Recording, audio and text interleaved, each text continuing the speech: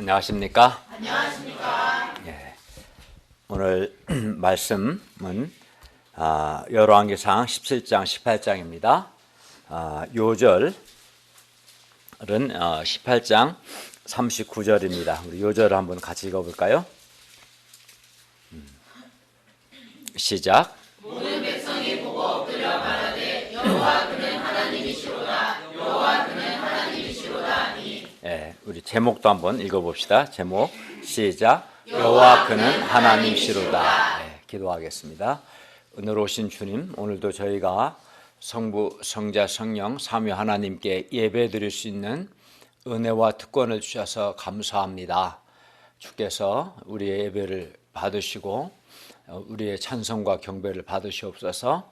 또 이 자리에 임재하셔서 우리의 많은 죄와 허물을 용서해 주시고 하나님의 말씀을 통해서 우리에게 은혜와 복을 주시기를 기도합니다. 하나님의 말씀이 우리 마음에 빛이 되고 은혜가 되고 생명이 되게 해 주십시오.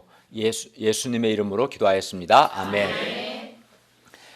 오늘 말씀은 갈멜산에서 엘리야 선지자와 바알 선지자 450명이 영적 전투하는 말씀입니다. 이 전투의 내용은 이겁니다.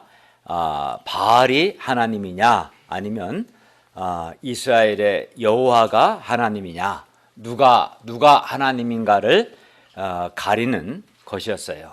그리고 여기서 그러니까 바알이 하나님이냐, 여호와가 하나님이냐, 누가 하나님이냐. 근데 여기서 하나님, 여기서 이제 하나님이라는 것은, 하나님은 어떤 존재냐면 우리 흔히 말하는 신인데, 인간의 생사화복, 인간에게 생명을 줄 수도 있고 인간의 생명을 가져갈 수도 있고 또 인간에게 저주할 수도 있고 인간에게 복을 주실 수 있는, 우리 인생의 생사화복을 주관하는, 우리 인생을 주관하는 그런 존재가 하나님이고, 또 우리에게 우리 생명의 주인이시고 또 절대자가 되시는, 또 창조주가 되시는 그런 분, 그분을 하나님이라고 부릅니다. 그리고 그러면 하나님인가를 어떻게 가리냐? 누가 하나님인가를 가리는 기준은 불로 응답하는 신이 하나님이기로 했습니다. 그러니까 불로 응답하는 분이 정말 하나님이다, 이렇게 하기로 했고요. 오늘 말씀을 통해서 그러면 누가 우리 인생의 생사화복을 주관하는 하나님인가, 누가 정말 하나님인가를 배울 수 있기를 기도합니다. 그리하여 머뭇머뭇하지 않고 하나님을 마음과 뜻과 힘을 다해서 사랑할 수 있기를 바랍니다. 제1장 내 하나님 여호와여, 17장 말씀입니다. 엘리야 선지자가 활동한 아하방 시대는 이스라엘 역사에서 영적으로 매우 어두운 시대였습니다. 매우 힘든 시대였어요. 오늘 우리 식으로 말한다면 복음 역사를 섬기기 매우 어려운 그러한 시대였어요. 17장 1절을 보십시오. 길르앗에 우거하는 자 중에 디셋 사람 엘리야가 아합 왕에게 말합니다. 내가 섬기는 이스라엘의 하나님 여호와께서 살아계심을 두고 맹세하노니 내 말이 없으면 수년 동안 비도 이슬도 있지 아니하리라. 여기서 내가 섬기는 이스라엘의 하나님 여호와라는 것은 바알이 아닌 여호와가 이스라엘의 하나님이다. 그리고 나는 이 여호와를 섬긴다라는 뜻입니다. 이스라엘의 하나님은 여호와이시고 나는 이 여호와를 섬긴다. 당시 바알 숭배가 만연한 상황에서 엘리야는 이스라엘의 하나님은 바알이 아니라 여호와이시고 자신은 여호와를 섬기는 사람임을 분명히 밝혔습니다. 그렇기 때문에 엘리야의 이 말은 바알 숭배자가 대다수인 당시 상황에서 여호와께 대한 신앙 고백입니다. 당시 이스라엘은 비도 이슬도 있지 않았는데, 이는 그들이, 이스라엘 왕과 백성들이 여호와를 배반하고 바알과 아세라 우상을 따른 것에 대한 여호와 하나님의 징계였습니다. 엘리야는 그의 말이 없으면 앞으로도 계속해서 수년 동안 비도 이슬도 있지 않을 것이라고 선포했습니다. 엘리야 이 선포는 바알 숭배에 빠진 왕과 백성들의 죄에 대한 하나님의 경고입니다. 그러니까 우상을 숭배를 그만두고 여호와 하나님께로 돌이키라는 메시지죠. 이 경고를 통해서. 동시에 바알은 신이 아니다는 선포이기도 합니다. 왜냐하면 바알은 당시 땅에 비를 내리는 신으로 알려졌고, 그래서 왕을 비롯해서 이스라엘 백성들이 비를 내려달라고 역사상 유례 없을 정도로 열심히 바알과 아세라를 섬겼습니다. 그런데 그럼에도 불구하고 만약에 수년 동안 비가 내리지 않는다면 바알은 결코 신이 아닌 것이죠. 그렇지 않겠어요? 네. 반면 만약 여호와께서 비를 내리게 하신다면 누가 신인 겁니까? 여호와가 신인 겁니다. 예, 그러니까 이스라엘 백성들의 죄에 대한 경고이면서 동시에 바알은 신이 아니고 여호와가 신이다는 선포이기도 한 거죠. 2절부터 4절을 보십시오. 여호와의 말씀이 엘리야에게 임하여 이르셨습니다. 너는 여기서 떠나 동쪽으로 가서 요단 앞 그리 시냇가에 숨고 그 시냇물을 마시라. 내가 까마귀에게 명령하여 거기서 너를 먹이게 하리라. 하나님은 그리 시냇가에서 까마귀들을 통해서 엘리야를 먹이시겠다고 하십니다. 그런데 당시 그리 시냇가에는 물론 시냇가니까 시냇물은 좀 있었겠지만 시냇물 외에는 먹을 것이 아무것도 전혀 없었기 때문에 그리고 그리 시냇가에 그 말도 안 통하는 까마귀를 믿을 수 없었기 때문에 엘리야 입장에서는 그리 시냇가로 가라는 하나님의 말씀을 순종하는 것이 결코 쉽지 않았을 겁니다. 잘못하면 굶어 죽기 딱 십상이었습니다. 그래서 하나님은 엘리야에게 그렇기 때문에 하나님 말씀에 순종하는 순종 훈련을 시키시는 겁니다. 하나님은 우리에게도 순종 훈련을 시키십니다. 그런데 엘리야는 하나님께 순종했습니다. 5절을 보십시오. 17장 5절을 보시면 엘리야가 여호와의 말씀과 같이 하여 곧 가서 요단 앞 그리 시냇가에 머물렀습니다. 엘리야는 먹을 것이 아무것도 없는 그리 시냇가로 가라는 하나님 말씀에 순종했습니다. 하나님과 하나님 말씀을 순종하는 것, 이것이 올바른 신앙입니다. 6절을 보십시오. 엘리야가 하나님 말씀에 순종하여 요단 앞 그리 시냇가에 머물렀을 때 여호와의 말씀과 같이 까마귀들이 아침에도 떡과 고기를 저녁에도 떡과 고기를 가져왔고 그가 시냇물을 마셨습니다. 까마귀가 한 번도 까먹지 않았습니다. 이거는 놀라운 일입니다. 불가능합니다. 까마귀로서는 도저히 있을 수 없는 일이죠. 그런데 한 번도 까먹지 않았어요. 그리하여 엘리야는 순종을 통해서 하나님 말씀의 순종함을 통해서 그를 신실하게 먹이시는 살아계신 하나님을 인격적으로 체험할 수 있었습니다. 그런데 만약에 엘리야가 그리 시냇가에 가서 머물라는 말씀을 순종하지 않았다면 이 하나님, 그를 신실하게 먹으시는 이 살아계신 하나님을 체험할 수 있었겠어요? 없었겠어요? 없겠죠. 그리고 이 그리 시냇가에서 이 믿음의 체험, 정말 이건 인간적으로 불가능한 일이죠. 까마귀가 미치지 않고서 왜 뭘 갖다 줍니까? 까마귀가 말이 통해요?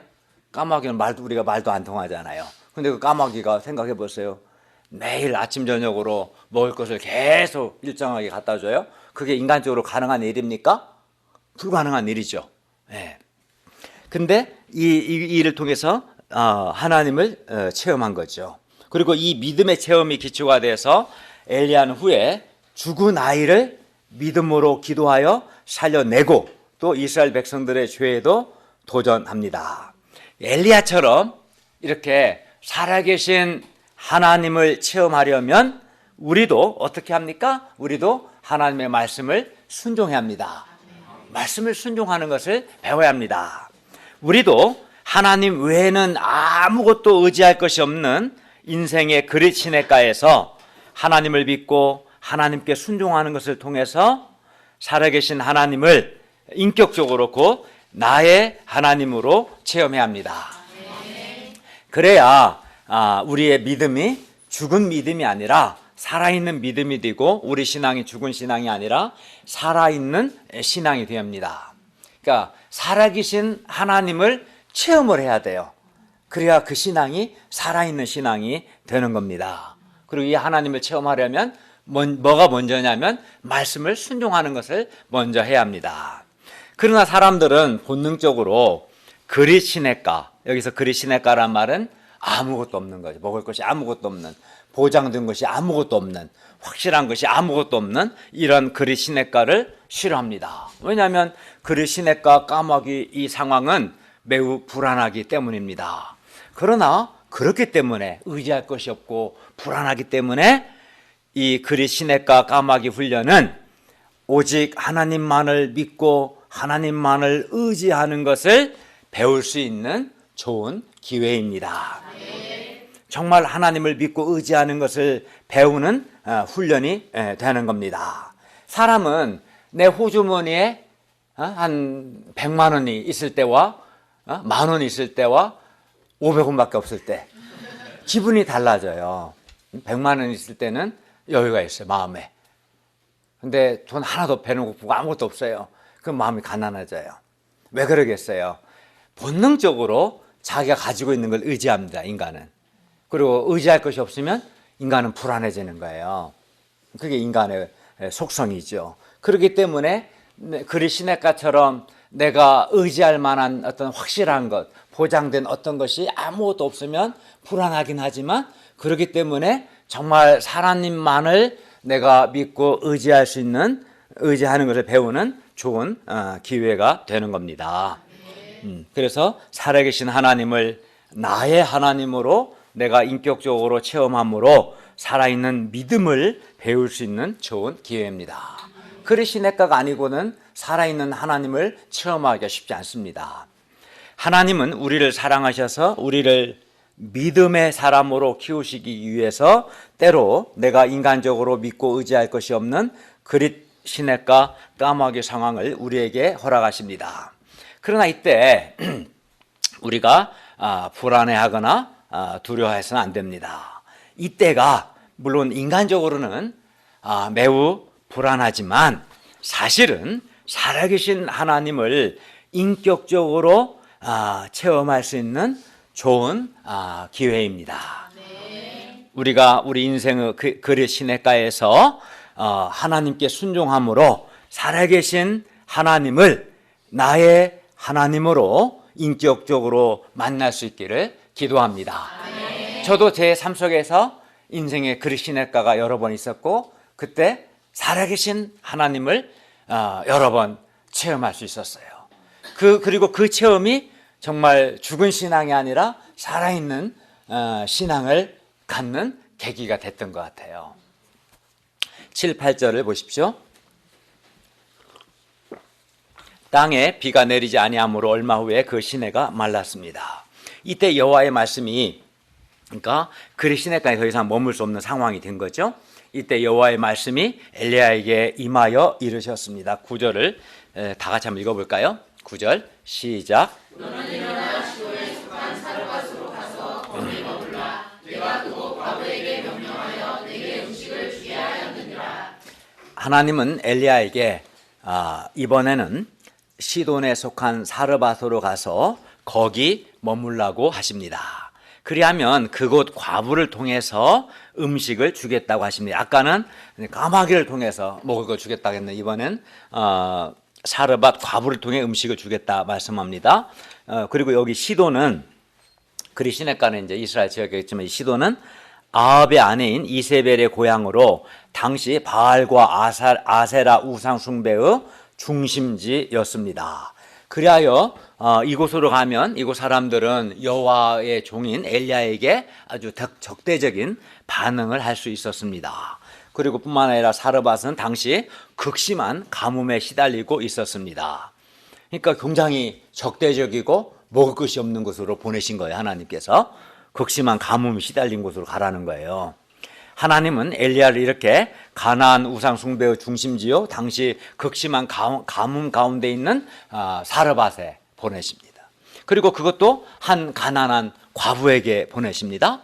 그래서 엘리야는 정말 하나님이 나를 사랑하신다면 나에게 음식을 줄 능력 있는 이스라엘 부자에게 보내셔야지 왜 하필 여호와의 종에게 적대적인 이방 땅 그것도 가난한 과부에게 보내시는가? 나를 굶겨 죽이려고 작정하셨나? 이렇게 얼마든지 하나님의 사랑을 의심할 수 있었습니다. 우리도 보면 자기가 기대하는 어떤 상황이 있어요. 근데 내가 기대하는 상황과 정반대로 하나님이 인도하시면 많은 사람들이 하나님의 사랑과 그의 살아계심을 의심합니다. 그렇잖아요. 웃을 일이 아니라 여러분도 그렇게 합니다. 보면은. 예. 그러나 엘리야는 이번에도 하나님의 말씀에 순종했습니다. 그 엘리야는 순종의 사람이었던 거죠. 10절에서 12절 보십시오. 그가 일어나 사르밧으로 갔습니다. 엘리야가 성문에 이를 때 한 과부가 그곳에서 나뭇가지를 줍고 있었습니다. 이에 엘리야가 그 과부를 불러 말합니다. 10절과 11절을 볼까요? 정하건대 그릇에 물을 조금 가져다가 내가 마시게 하라. 그가 가지러 갈 때 엘리야가 그를 불러 또 말합니다. 11절 하반절을 보세요. 청하건대 네 손에 떡 한 조각을 내게로 가져오라. 과부가 말합니다. 당신의 하나님 여호와께서 살아계심을 두고 맹세하노니 나는 떡이 없고 다만 통에 가루 한 움큼과 병에 기름 조금뿐입니다. 한 움큼 이 정도예요. 한 움큼이 그죠? 한 움큼 이게 마지막 남은 밀가루예요. 가루. 그리고 기름 조금뿐입니다. 내가 나뭇가지에 둘을 두어다가 나와 내 아들 위하여 음식을 만들어 먹고 그 후에는 죽으리라. 정말 이 과부는 과부 중에서도 가장 가난한 과부였어요. 그러니 오히려 엘리야가 이 과부를 도와주어야 할 것 같습니다. 그러나 엘리야는 어떻게 합니까?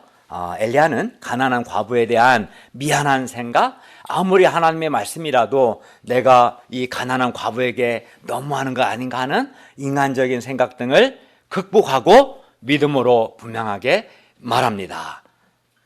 우리 김동현 목사 이런 말 할 수 있을까? 너무 착해갖고 착하기도 해야지만 믿음의 사람이 돼야 하는데 13, 14절을 보십시오. 엘리야가 그에게 말합니다. 두려워하지 말고 가서 네 말대로 하려니와 먼저 그것으로 나를 위하여 작은 떡 한 개를 만들어 내게로 가져오고 내가 먹고 그 후에 너와 네 아들을 위하여 만들라. 이스라엘의 하나님 여호와의 말씀이 나 여호와가 비를 지면에 내리는 날까지 그 통에 가루가 떨어지지 아니하고 그 병에 기름이 없어지지 아니하리라 하셨느니라 라고 분명히 말했습니다. 엘리야의 이런 행동은 인간적인 시각으로 보면 매우 비난을 받을 수 있습니다. 그러나 하나님의 시각으로 보면 엘리야는 다만 하나님의 말씀에 믿음으로 순종한 것입니다. 그리고 그것이 결국은 그 과부와 그의 아들이 하나님의 복을 받아서 그 극심한 가뭄 가운데도 살게 했습니다. 사람을 인간적으로 돕는 것은 한계가 있습니다. 사람이 하나님께 순종해서 하나님의 도우심을 받고 하나님의 복을 받도록 사람을 돕는 것이 사람을 잘 돕는 겁니다. 그러면 사르밧 과부는 엘리야의 말에 어떻게 반응했을까요?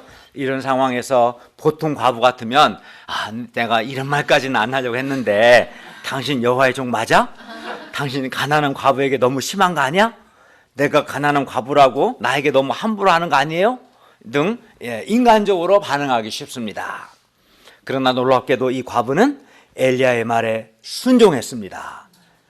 15, 16절 보십시오. 사르밧 과부가 가서 엘리야의 말대로 하였더니 그와 엘리야와 그의 식구가 여러 날 먹었으나 여호와께서 엘리야를 통해 하신 말씀과 같이 통에 가루가 떨어지지 아니하고 병에 기름이 없어지지 아니했습니다.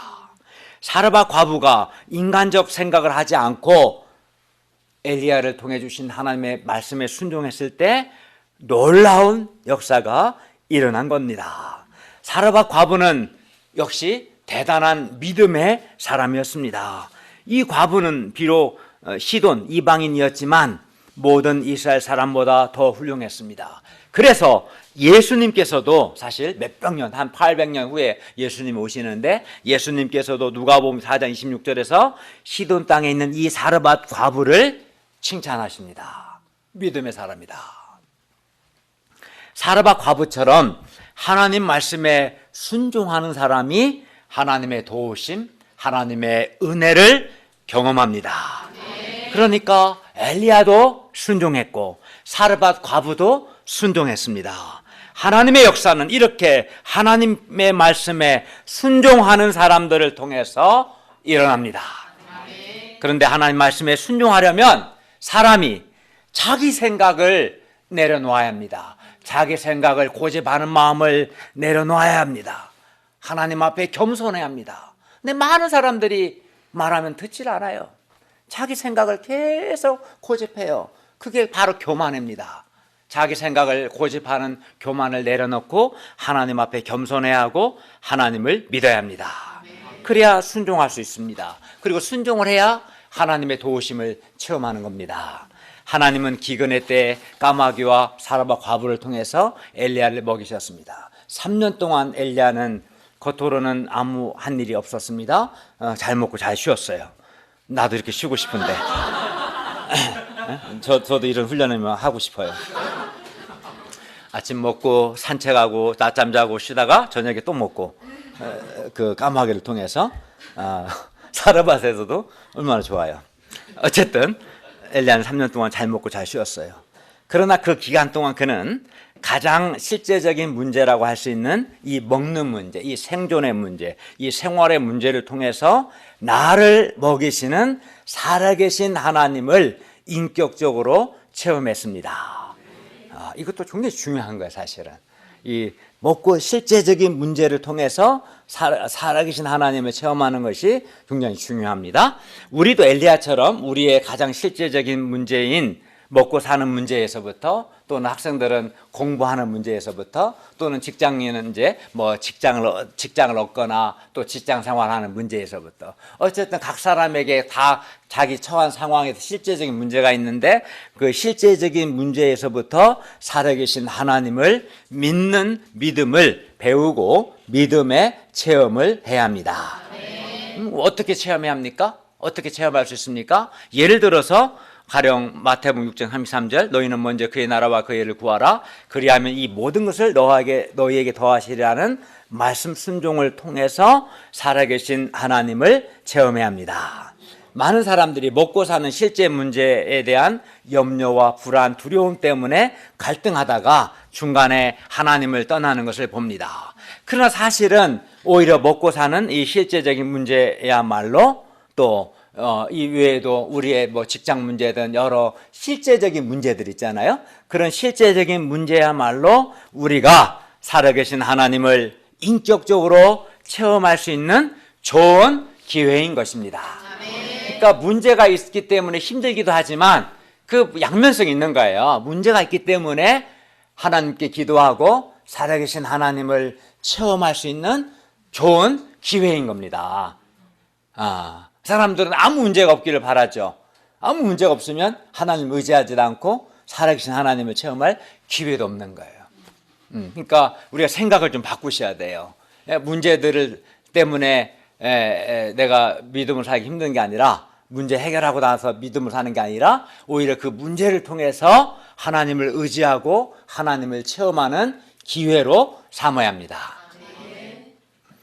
그래 그 믿음이 정말 중요한 겁니다. 근데 안타깝게도 그냥 예배도 잘도 성경공부 하다가 진짜 실제 문제 앞에서 살아계신 하나님을 체험해야 할 때는 안 해버리고 그냥 인간적인 방법으로 아니면 회피하거나 하고 그게 다 해결되면 하나님 믿겠다고 해요. 그러면 죽었다 깨어나도 이 사람이 살아계신 하나님을 체험할 수가 없어요. 그래서 믿음이 도대체가 자라질 않는 거예요. 그게 계속 반복됩니다. 그러면 안 돼요. 먹고 사는 문제를 포함해서 실제 문제가 물론 힘들긴 하지만 그 문제 앞에서 하나님을 의지하고 살아계신 하나님을 체험하는 것을 배워야 합니다. 17절부터 24절은 엘리야가 하나님께 기도하여 죽은 아이를 살리는 내용입니다. 17장 17절을 보십시오. 2일 후에 그 집 주인 되는 여인의 아들이 병들어 증세가 심히 위중하다가 숨이 끊어졌습니다. 여인이 엘리야에게 말합니다. 하나님의 사람이여, 당신이 나와 더불어 무슨 상관이 있기에 내 죄를 생각나게 하고 또 내 아들을 죽게 하려고 내게 오셨습니까? 엘리야가 그에게 그의 아들을 달라 하여 그를 그 여인의 품에서 받아 안고 자기가 거처하는 다락에 올라가서 자기 침상에 누이고 여호와께 부르짖어 말했습니다. 내 하나님 여호와여, 주께서 또 내가 우거하는 집 과부에게 재앙을 내리사 그 아들이 죽게 하셨습니까? 하고 그 아이 위에 몸을 3번 펴서 엎드리고 여호와께 또 부르짖었습니다. 21절 하반절 보세요. 내 하나님 여호와여, 원하건대 이 아이의 혼으로 그의 몸에 돌아오게 하옵소서. 엘리야가 지금까지는 이스라엘의 하나님 여호와라고 했습니다. 17장 1절에서 그렇게 했고 17장 14절에서도 그렇게 불렀어요.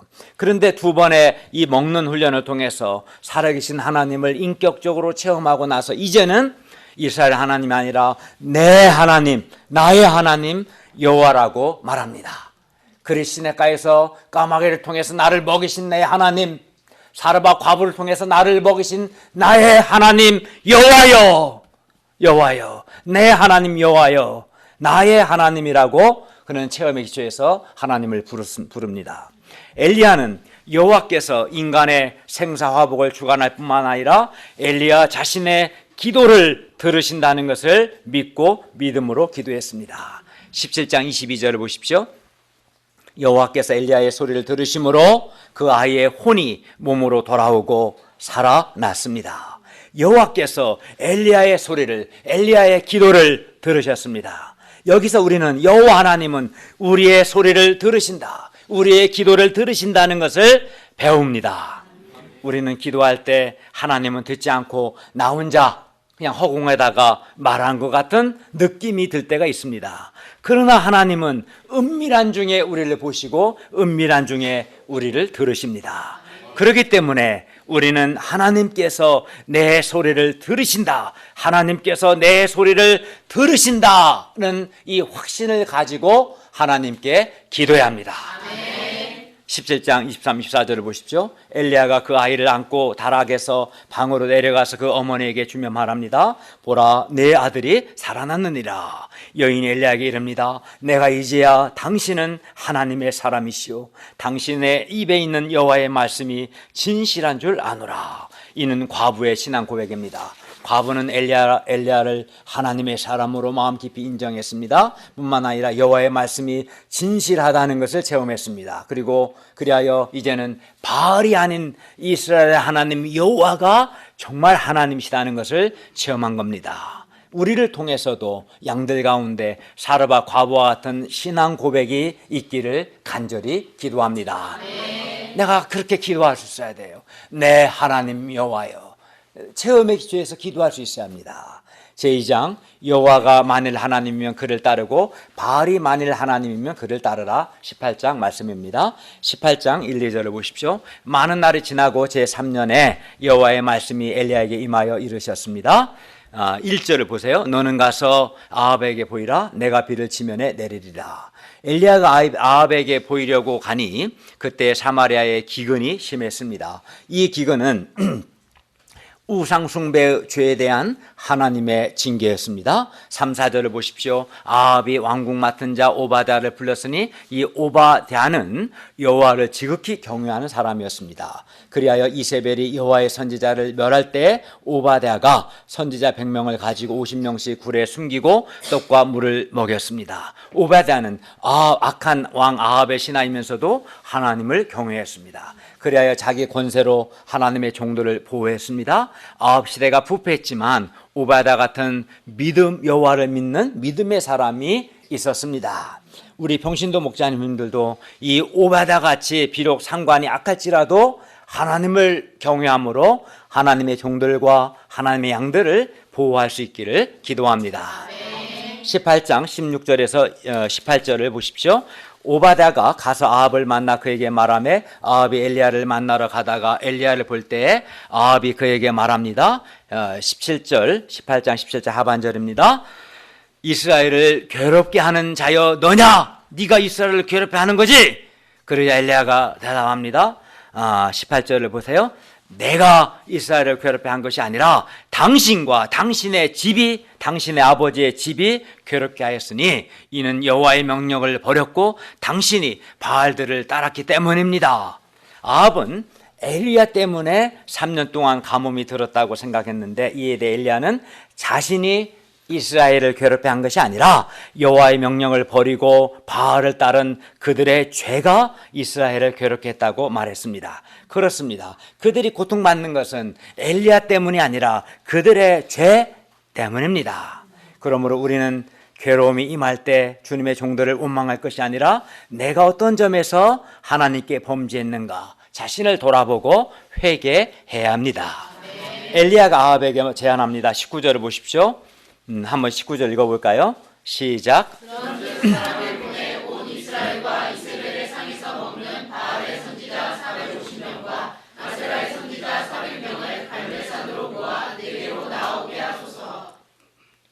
갈멜산은 지중해 연안에 있는 산입니다. 그래서 지중해에서 넘어오는 공기가 갈멜산에 걸려 항상 구름이 가득하고 축축해서 나무가 무성합니다. 그리고 바알은 아까 본 것처럼 비의 신이므로 갈멜산은 거기에 이제 비가 많이 내렸거든요. 그래서 바알 숭배의 중심지였습니다. 아합이 이에 이스라엘의 모든 자손에게로 사람을 보내 선지자들을 갈멜산으로 모았습니다. 물론 바알의 선지자들이겠죠. 엘리야가 모든 백성에게 가까이 나아가 이릅니다. 21절 하반절을 보십시오. 너희가 어느 때까지 둘 사이에서 머뭇머뭇하려느냐?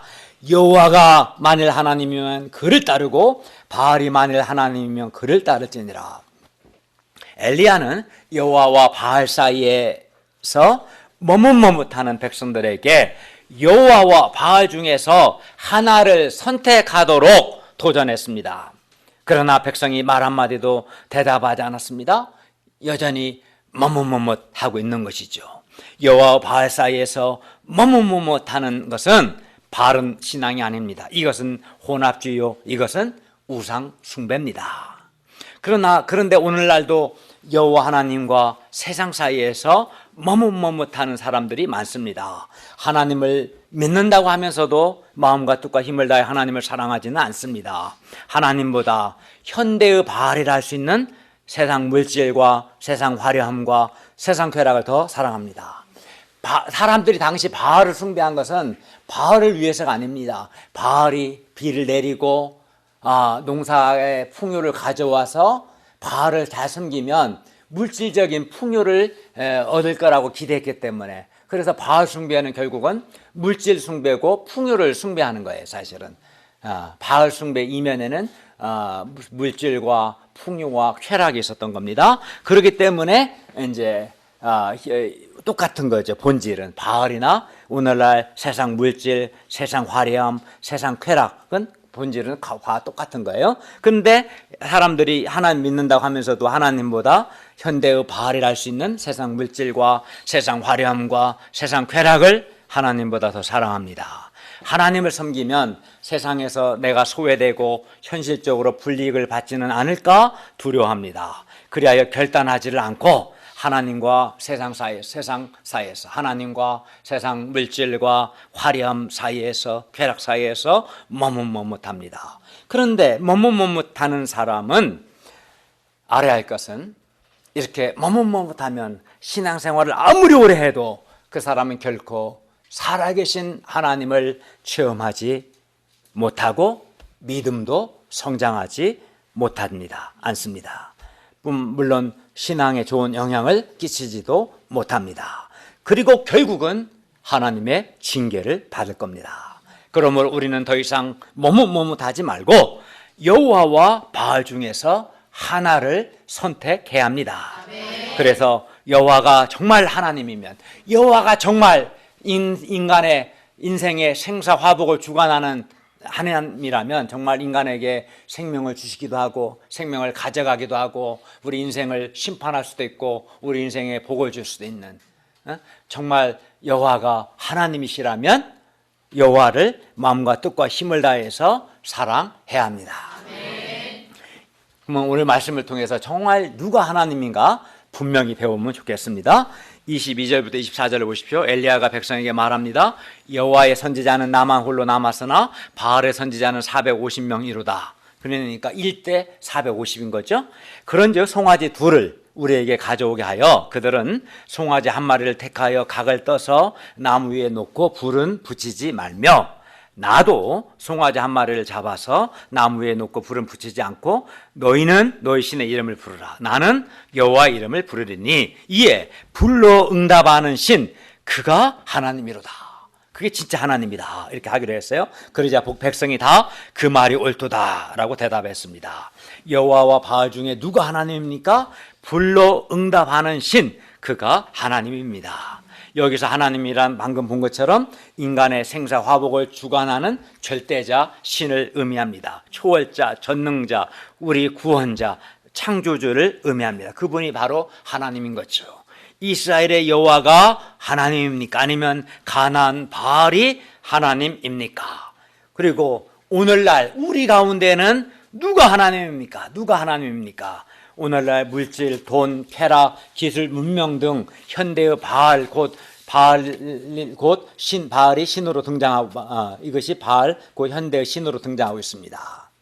그러면 과연 그러한 것들이 돈과 쾌락과 이런 세상 것들이 과연 사람을 구원하고 사람에게 생명과 행복을 줄 수 있을까요? 나를 정말 구원합니까? 나에게 영생을 줍니까? 결코 그렇지 않습니다.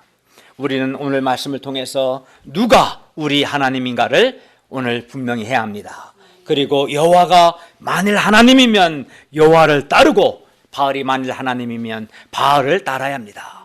따르되 마음과 성품과 힘을 다해 사랑해야 합니다. 또 하나님께 헌신하고 충성해야 합니다. 그러면 누가 우리 하나님입니까? 누가 정말 참 신입니까? 누가 우리를 창조했고 누가 우리에게 생명을 줬고 누가 우리 생명을 가져가고 누가 우리를 구원합니까? 정말 누가 우리 하나님입니까? 누가 내 생명을 주관할 수 있고 누가 나에게 생사화복을 주관할 수 있습니까? 그가 바로 하나님인데 과연 누가 하나님인가 생각해 봅시다. 25, 26절을 보십시오. 엘리야가 바알의 선지자들에게 이릅니다. 너희는 많으니 450명이니까요. 먼저 송아지 한 마리를 택하여 잡고 너희 신의 이름을 부르라. 그러나 불을 붙이지 말라. 그들이 받은 송아지를 가져다가 잡고 아침부터 낮까지 바알의 이름을 불러 이르되 바알이여 바알이여 우리에게 응답하소서 하나 아무 소리도 없고 아무 응답하는 사람도 없으므로 응답하는 자도 없으므로 그들이 그 쌓은 제단 위에서 뛰놀았습니다. 바알의 선지자들이 아침부터 낮까지 아무리 바알의 이름을 불러도 바알은 아무 소리도 없고 아무 응답도 없었습니다. 왜냐하면 바알은 신이 아니고 사람이 만든 우상에 불과하기 때문입니다. 마찬가지로 여러분의 물질이, 여러분의 그런 쾌락이, 풍요가 정말 여러분이 죽게 생겼을 때, 정말 여러분에게 구원이 필요할 때 여러분을 도와주지 않습니다. 응답하지 못합니다. 그것은 신이 아니기 때문에 그렇습니다. 27절부터 29절 보십시오. 정오에 이르러는 엘리야가 그들을 조롱하여 이릅니다. 큰 소리로 부르라. 그는 신인지 묵상하고 있는지, 혹은 그가 잠깐 나갔는지, 혹은 그가 길을 행하는지, 혹은 그가 잠이 들어서 깨워야 할 것인지 하며 조롱한 거죠. 엘리야가 바알을. 이에 그들이 큰 소리로 부르고 그들의 규례를 따라 피가 흐르기까지 칼과 창으로 그들의 몸을 상하게 했습니다. 그렇게 해서 제발 바알이 응답하기를 바란 거죠. 이같이 하여 정오가 지났고 그들이 미친 듯이 떠들어 저녁 소재 들을 때까지 이르렀습니다. 그러나 아무 소리도 없었고 응답하는 자나 돌아보는 자가 아무도 없었습니다. 바알은 하나님이 아니기 때문에 결코 응답하지 않습니다. 그러므로 바알의 이름을 부르는 자들은 어리석은 자들입니다. 30절과 31절을 보십시오. 엘리야가 모든 백성을 향하여 이릅니다. 내게로 가까이 오라. 백성이 다 그에게 가까이 가매 그가 무너진 여호와의 제단을 수축하되 야곱의 아들들의 지파의 수요를 따라 엘리야가 돌 12개를 취했습니다. 32절부터 35절을 보십시오. 그가 여호와의 이름을 의지하여 그 돌로 제단을 쌓고 제단을 돌아가며 곡식 종자 둘 만한 도랑, 큰 도랑을 주변으로 이게 땅을 파서 도랑을 만들고 또 나무를 버리고 송아지에 각을 떠서 나무에 놓고 이릅니다. 통 넷에 물을 채워다가 번제 물과 나무 위에 부르라. 그러니까 나무를 쌓고 위에 송아지 각을 떠났잖아요. 거기다가 물을 부으라는 거예요. 물을 통 넷에 물을 채워서 이렇게 3번을 통 넷에 물을 채우다가, 그러니까 12통이겠죠. 엄청 많은 물입니다. 물을 채우다가 번제물과 나무에 계속 부었어요. 붓게 했습니다. 그러자 물이 어떻게 되겠어요? 번제물과 나무를 다 축축하게 하고 흘러내려서 이제 도랑에도 물이 아주 가득했습니다. 엄청난 많은 물을 부으니까 도랑에 물이 가득했습니다. 엘리야가 이렇게 한 것은 여호와가 하나님이시다는 것을 아주 확실하게 보여주기 위해서였습니다. 이런 상황에서 여호와께서 정말 불로 응답하신다면 여호와가 하나님이시다는 것이 더욱 확실하게 드러날 겁니다. 36, 37절을 보십시오. 저녁 소재 드릴 때 이르러 선지 엘리야가 나아가서 말합니다. 아브람과 이삭과 이스라엘의 하나님 여호와여, 주께서 이스라엘 중에서 하나님이신 것과 내가 주의 종인 것과 내가 주의 말씀대로 이 모든 일을 행하는 것을 오늘 알게 하옵소서. 여호와여, 내게 응답하소서. 이 백성에게 주 여호와는 하나님이신 것과 주는 그들의 마음을 되돌이키심을 알게 하옵소서. 엘리야가 아브람과 이삭, 이스라엘의 하나님 여호와를 부른 것은 성경에 기록된 역사 속에 하나님을 믿었기 때문입니다. 한마디로 성경을 믿은 겁니다. 성경의 하나님을 믿은 겁니다. 엘리야는 조상들과 함께 하시고 역사 속에서 살아계셨던 하나님께 대한 믿음이 있었습니다. 그리고 엘리야는 아브람과 이삭과 이스라엘 하나님 여호와께서 이스라엘 중에서 하나님이시다는 것과 여호와만이 하나님이시다는 것을 백성들에게 알게 해서 하나님을 떠난 백성들의 마음을 여호와 하나님께로 돌이키고자 하는 간절한 소원이 있었습니다. 엘리야는 이렇게 여호와 하나님께 대한 믿음과 사랑과 충성심과 열심이 아주 특별했습니다. 우리도 엘리야처럼 아브람과 이삭과 이스라엘 하나님 여호와께서 우리 하나님이시다는 것과 곧 여호와만이 유일한 신이시다는 것을 알게 하고자 하는 간절한 소원을 가지기를 기도합니다. 38, 39절을 보십시오. 이에 여호와의 불이 내려서 번제물과 나무와 돌과 흙을 태우고 또 도랑의 물을 핥았습니다. 하나님께서 엘리야의 기도를 받으셨고 기적을 행하셔서 여호와만이 하나님이심 곧 참 신이심을 나타내셨습니다. 너무나 대조가 되는 거죠. 바알과 여호와가 너무 대조되죠. 그죠? 네.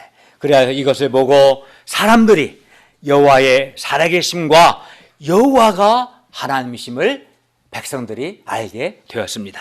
누구도 부인할 수 없는 거죠. 그리하여 모든 백성이 보고 엎드려 말했습니다. 이 백성이 처음에는 못했어요.